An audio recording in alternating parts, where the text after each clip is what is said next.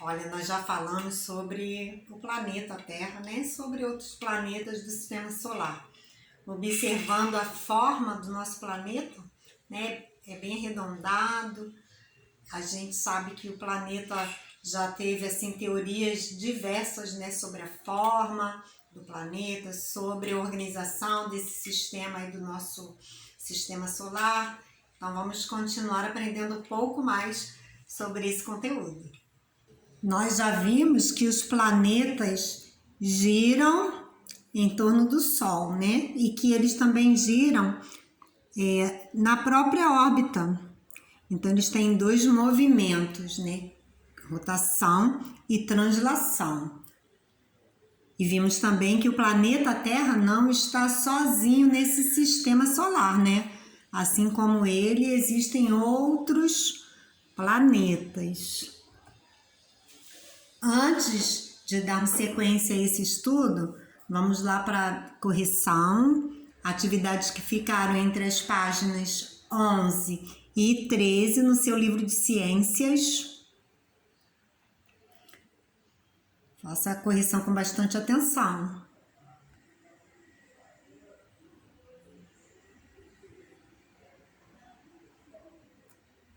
Os planetas são corpos celestes que estão em órbita de uma estrela e não possuem brilho próprio. Então, característica importante: eles não possuem, né, brilho próprio, eles não possuem luz própria. Essa luz que eles recebem vem do Sol. Eles fazem parte do sistema solar e desenvolvem um movimento elíptico ao redor do Sol. Esse movimento é chamado de translação. Além disso, giram em torno de si próprios, o que é chamado de rotação. Então, aqui nós temos, né, o Sol é o centro desse sistema. Os planetas giram, né, ao redor do Sol. E aí esse movimento é chamado de translação.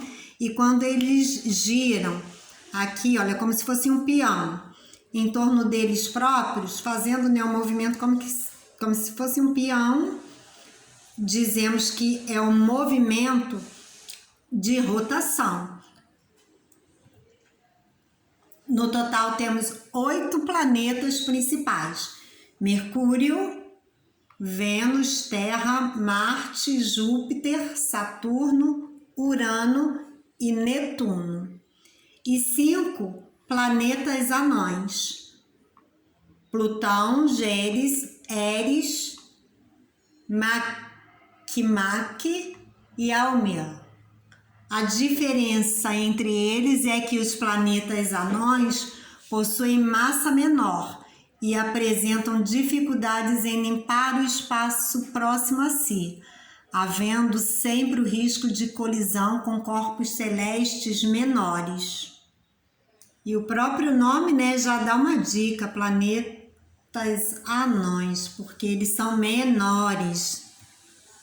Temos Mercúrio, que é o mais próximo do Sol e por isso recebe mais luz e calor.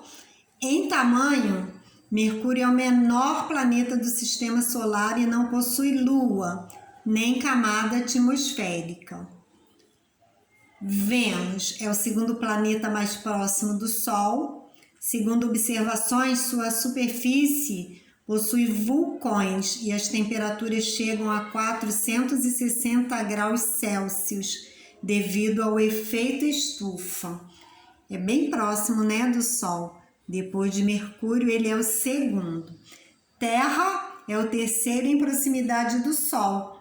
Possui água no estado líquido, temperaturas e atmosfera favoráveis. Único planeta em que sabemos da existência da vida.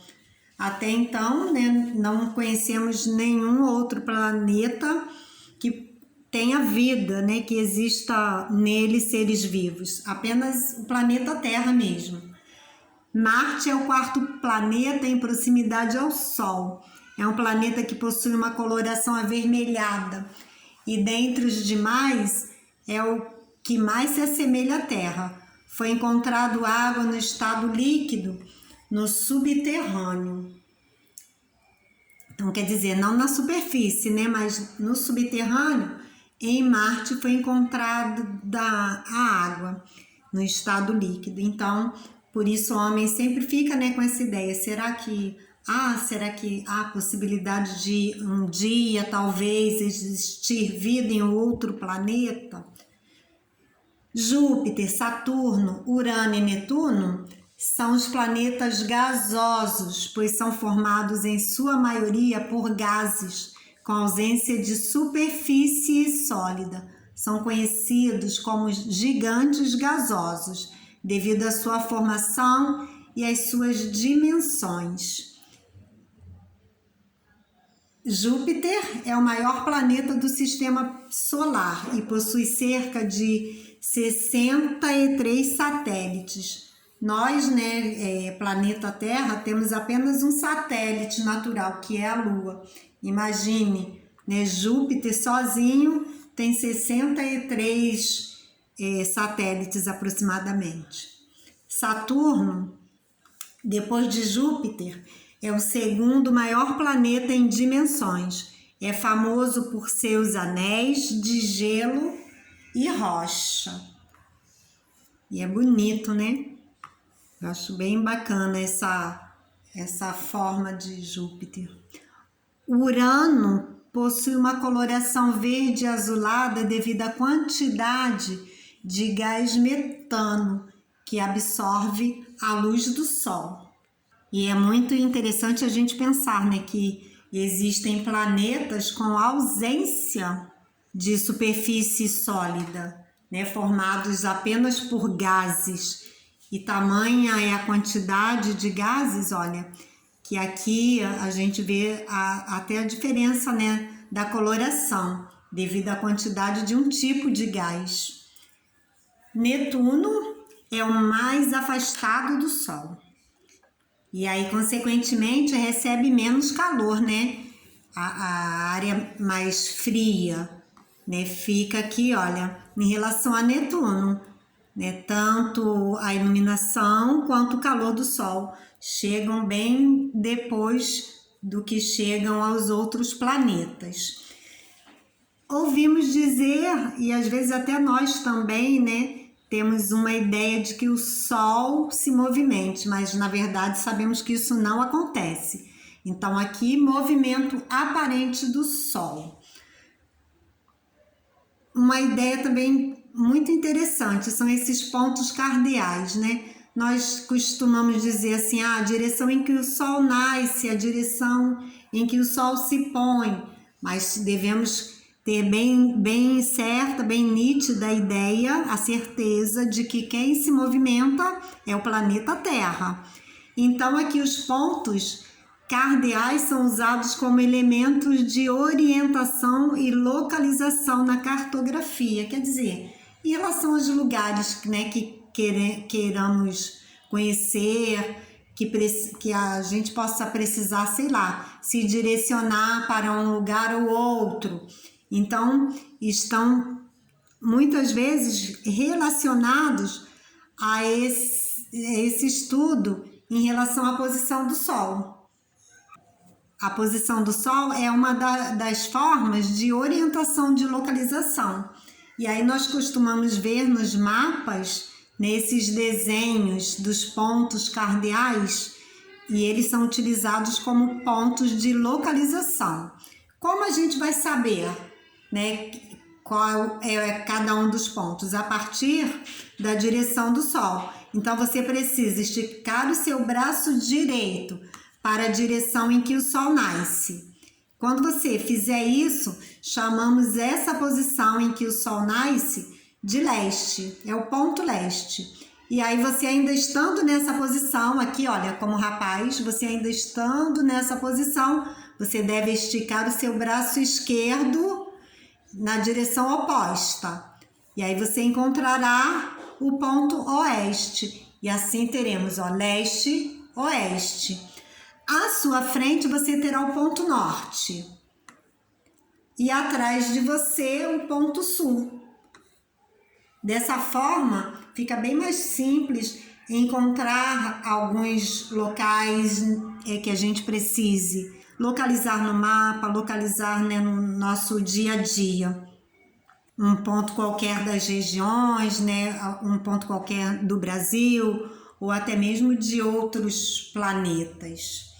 Os planetas, na verdade, eles giram em torno do Sol. Não é o Sol que se movimenta, né? São os planetas. Porém, quando observamos o céu em diferentes horários do dia, notamos que o Sol está em posição diferente, como se estivesse se movimentando sempre no sentido leste para oeste. Esse movimento se chama movimento aparente do Sol. O movimento aparente do Sol resulta do movimento de rotação e translação da Terra. Esses movimentos, gente, são eles que caracterizam os períodos do dia e da noite e também as estações do ano. Aqui a gente tem na imagem, né, a Terra, o planeta Terra girando aqui, olha, em seu próprio eixo. E aí a parte que fica de frente para o Sol, tá? Essa parte aqui do planeta será dia. A parte que está no sentido contrário ao Sol, de costas, né, totalmente, será noite. Então aqui a gente tem, né, esse fato por causa do movimento de rotação. Já o movimento de translação, enquanto a Terra vai girando em torno, né, do Sol, que é o movimento em torno do Sol, a gente tem esse movimento aproximadamente de 365 dias. E aí, por causa disso, temos as estações do ano: primavera, verão, outono e inverno, né? Com o calor um pouco mais intenso, um pouco menos intenso, muito mais frio. São esses movimentos que causam as estações do ano também. E a Lua, gente? A Lua também a gente tem essa impressão de que em alguns momentos ela está, né, numa forma ou em outra forma. E por que isso acontece? Porque, gente, na realidade, né, a Lua, igualmente a Terra, é iluminada pelo Sol. E aí uma parte dela é iluminada e a outra permanece na escuridão. E além disso, a Lua também, ela se move em torno da Terra.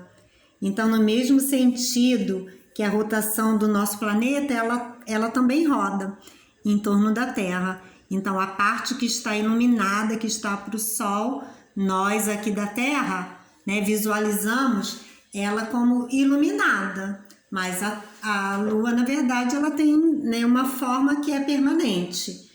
E aí, como acontecem essas fases da Lua, né, que nós conhecemos? Lua crescente, lua cheia, lua minguante e lua nova.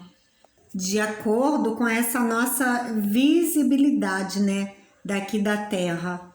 Aí, de acordo com a posição em que o Sol está refletindo na Lua, nós dizemos que é uma fase ou outra. E normalmente cada fase da Lua demora 7 a 8 dias para passar para a próxima fase, tá bom? Aproximadamente esse período. E interessante que vários povos no mundo usam as fases da Lua para medir o tempo. Olha, beijocas para todos vocês e até a próxima aula.